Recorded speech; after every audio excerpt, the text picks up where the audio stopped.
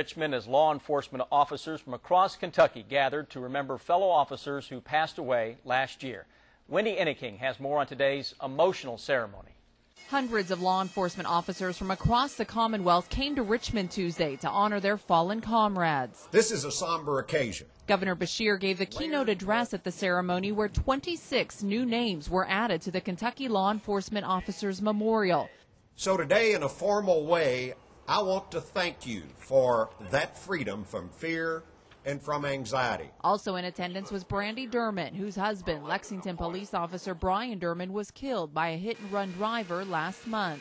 And Brandy, we want you to know that the thoughts and prayers of the entire Commonwealth are with you and your family and support you during these very difficult times.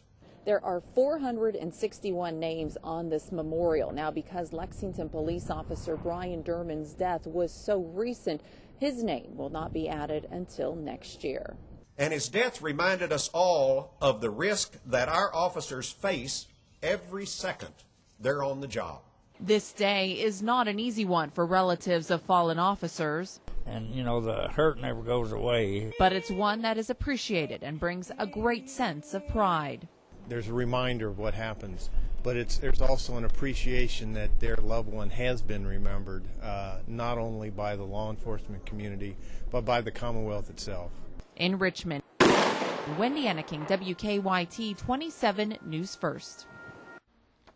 Today's ceremony also marked the fact that no law enforcement officers in Kentucky died in the line of duty in 2009.